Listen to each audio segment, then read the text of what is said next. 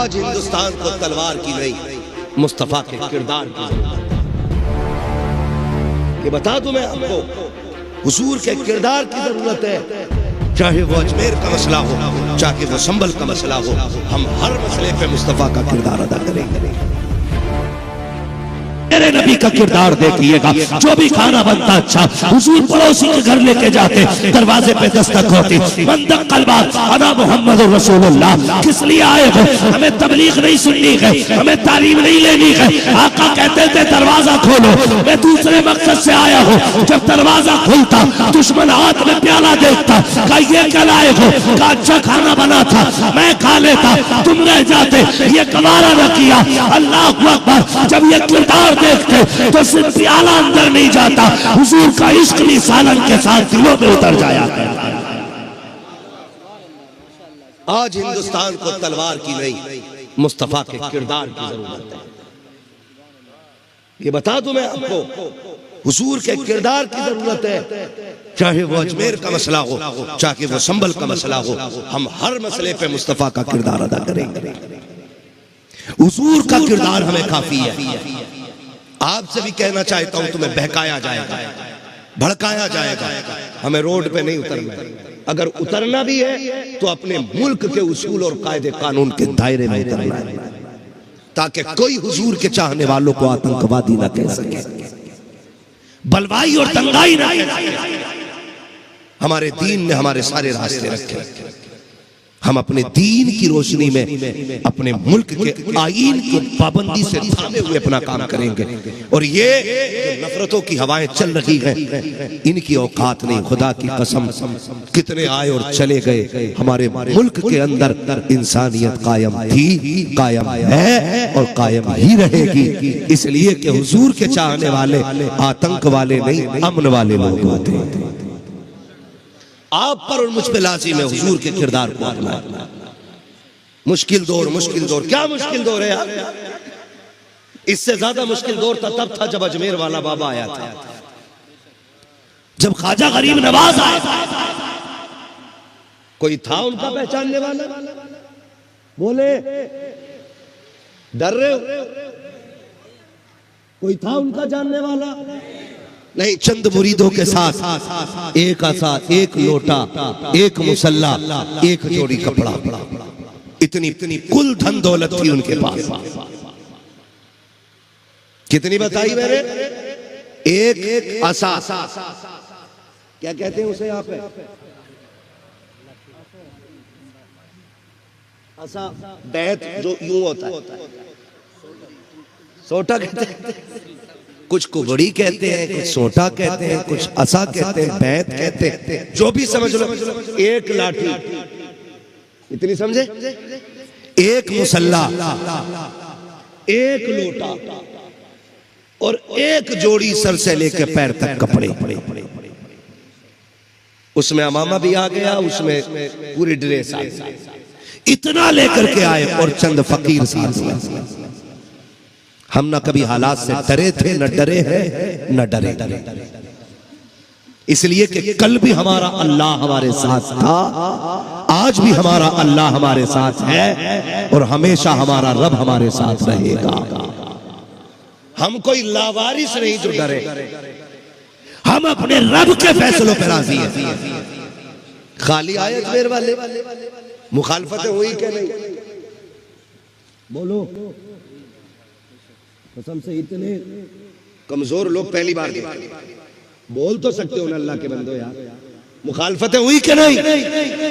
लोगों ने दुश्मनी की, हर चंद कोशिश की।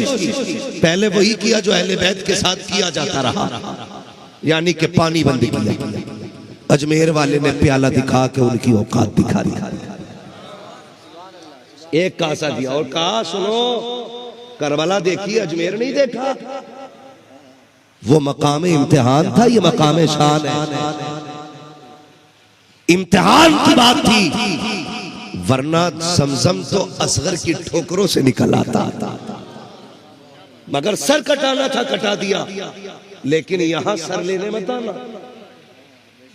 यहाँ बात शान की है, प्याला दिया, हुजूर बैठे सारे, तो क्या हुआ, अकेला हूं, का भेज तो मैं रहा हूं ना, करना क्या है, मैं कैसे जाऊंगा, का जा मत, दूर से ही दिखा दी, और कहना अजमेर वाला बुला रहा है, प्याला दिखाया, ओए तालाब, गरीब नवाज ने बुलाया है, उछला नहीं, बरसा नहीं, एक धार में पूरा प्याले में आ गया, जाके रख दिया। जिन्होंने पानी बंद किया था उनका पानी बंद, ऐसे ही तो करते हैं हम, हुक्का पानी बंद। समझाना चाह रहा हूं मैं आपको, समझने की कोशिश करें, हमारा दीन की। वक्त ज्यादा तो नहीं हुआ अभी मेरा ना? अदनान भाई आपके पास बहुत वक्त है, मगर मुझे भी 500 किलोमीटर जाना है ना, जरा बोले सुभान अल्लाह। जिन्होंने पानी बंद किया उनका हुक्का पानी बंद, अच्छा भाई हम नहीं रोकेंगे, पानी तो दे दो। फरमाने लगे भाई जाओ लोट आओ, एक प्याले का पूरा फिर सारा तालाब भर गया। एक ना वहाबी कहने लगा, इतनी उम्मत और हुजूर का दामन इतना छोटा, क़यामत में कैसे आएंगे सब दामन दामन की बात करते हो। मैंने कहा मदीना बहुत बड़ा है, अजमेर चले, अगर उनके प्याले में तालाब आ सकता है तो नबी के दामन में उम्मत क्यों नहीं आ सकती है। तो पानी वापस कर दिया, फिर कहानी क्या बनी, फिर बोल निकलो यहां से, जाओ, यहाँ हमारे ऊंट बैठे। गरीब नवाज ने कहा ठीक है, फिर तुम्हारे ऊंट ही बैठेंगे। गाली दी, डांटा, क्या कहा, फिर तुम्हारे ऊंट ही बैठेंगे। ये कह के चले गए, फिर वो ऐसे बैठे के उठे ही नहीं, फिर उठे ही नहीं। बहुत हुल्ली आया मारा काफी, कह रहे उठ नहीं रहे। किसी ने कहा जा, जिस बाबा को नाराज किया मना लो, वरना ये कयामत तक नहीं उठेंगे। फिर जब उन्होंने कहा तो उठ गए, यही हुआ ना। फिर कहानी बदली, हालात बता रहा हूं।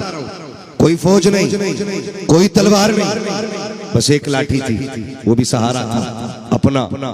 आखिर में नतीजा क्या हुआ, बोले मर्डर कर दो। यही तो गेम है, जो ना माने मार दो, यही उनके साथ हुआ। कौन मारेगा, का किसी किलर को बुलाओ। किलर समझते हैं, जो पैसे लेकर के,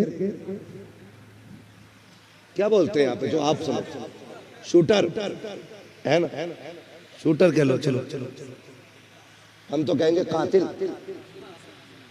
है ना। बुला लो, बुलाया गया। राजपूत घराने का बंदा, राजपूत बहादुर होते, बुलाया गया। बादशाह ने कहा सौदा करे, कहा क्या, कहा एक सर काटना है। उसने पूछा क्या मिलेगा, कहा आधी सल्तनत। उसने कहा एक सर की इतनी बड़ी कीमत। उसने कहा सर ही बहुत बड़ा है। उसने कहा बता कौन है। ये अंदर बातें हो रही थी, अंदर महल के अंदर, कौन है। उसने कहा कोई बादशाह का बेटा नहीं है, शहजादा नहीं है, राजा महाराजा नहीं है। कहा एक फकीर है। उसने खंजर रख दिया, बोले फकीर के लिए मुझे बुलाया, इतने छोटे काम के लिए। कहा सुन आधी सल्तनत दे रहा हूं, काम बड़ा है, मिलेगा किधर। कहा जंगल में जा कहीं ना कहीं मिल जाएगा। और सुने जब वो तलाश करने निकला ना, तो अजमेर वाला एक पेड़ के नीचे बैठ के हुजूर की हदीसें पढ़ा रहा था। हुजूर की हदीसें। पता चला पीर जाहिल नहीं होते, पीर वो होते हैं जो कुरान वाले भी होते हैं, हदीस वाले भी।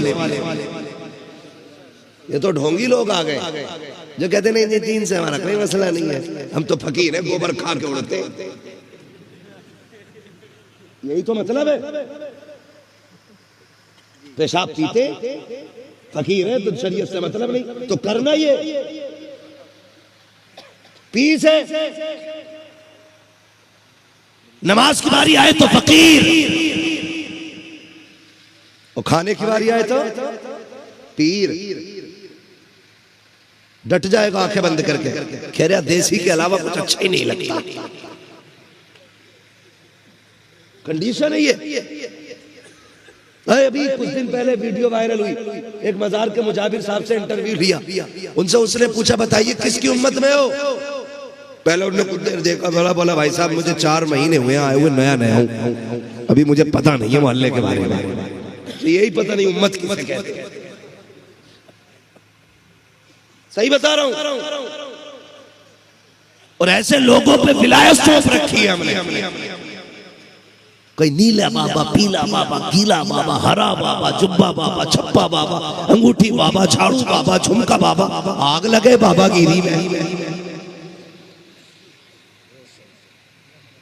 जानते हो ये पीरा मुरीदी तब तक सही है जब तक मकसद सिर्फ अल्लाह और उसके रसूल की जात हो। लेकिन जब मतलब अपना आ जाए और साथ अपनी आ जाए तो फिर पीरा मुरीदी नहीं, पैरा मरीजी चालू हो जाए। जब अल्लाह रसूल की याद और उसका जिक्र मकसूद होता है ना, तो फिर निजामुद्दीन पीर होता है। हाँ, निजामुद्दीन पीर होता है, फिर खुसरू मुरीद होता है, फिर आगे चलो खुदा की कसम फिर बख्तियार काकी जैसा मुरीद होता है, मोइनुद्दीन अजमेरी जैसा पीर हो।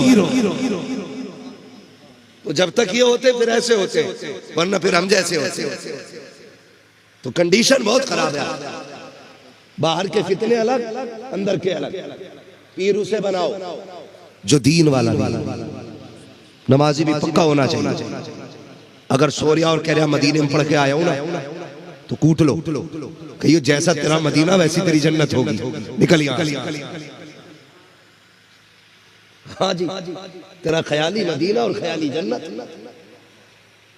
कमरे में लेटे लेटे पूरा उम्रा करिए, कंडीशन है ये। निकले अभी अजमेर वाला पढ़ा रहे बैठे, भीड़ लगी है दीवानों की, ये भी जाके बैठे, बेटा हुजूर का है, हल्के में मत लेना, हुजूर का बेटा है। महफिल खत्म हुई, जो लोग पढ़ने आए थे उनकी इल्मी प्यास बुझी, जो लोग जरूरत से आए थे अजमेर वाले ने सबको लुटाया, जिसने अपनी जरूरत रखी बताया। 2-4 लोग रह गए, फरमाया आप भी अपना मकसद पूरा कर लो। उनमें जो 2-4 बचे थे उन्होंने भी ले लिया। फिर आखिर में जब ये बचा ना, आपने मुंह फेरा, कहने लगे यार तू क्यों खाली जाएगा, तू भी अपना काम कर ले। उसने कहा जनाब बाबा मेरा कौन सा काम। कहा तू सर लेने नहीं आया है। कहा नहीं जी, मैं तो खाली महफिल देख के आ गया था। कहते झूठ न बोल, अगर खाली आया है तो ये कमर में खंजर छुपा के क्यों लाया है। उसने कहा राजपूत है, हम खंजर लगाना हमारी शान है। फिर अजमेर वाले ने मुस्कुरा के कहा था अगर खंजर कमर में लगाना तुम्हारी शान है तो बता, वो जो महल से राजा में सौदा हो रहा था, महल के अंदर जो बादशाह ने तुझसे तन्हाई में सौदा किया था, क्या वो भी राजपूतों की शान है। आदि बादशाह का सौदा नहीं किया था क्या। जैसी उसने इतना सुना है, उसने खंजर निकाला, कदमों पे रखा, कहा जीना नहीं चाहता, मैं जान गया हूँ इतने अच्छे बाबा को मुझसे कत्ल कराया जा रहा है। जनाब हम राजपूत जरूर हैं लेकिन गैरत वाले हैं, हम अच्छों को नहीं मारा करते हैं। लीजिए ये खंजर, काट दीजिए मेरा सर। अजमेर वाले ने खंजर हाथ में लिया, हाथ में रखा, फरमाया जा हमने तुझे माफ कर दिया है, अब तू भी याद करेगा कि किसी सैयद से मिलके आ रहा है।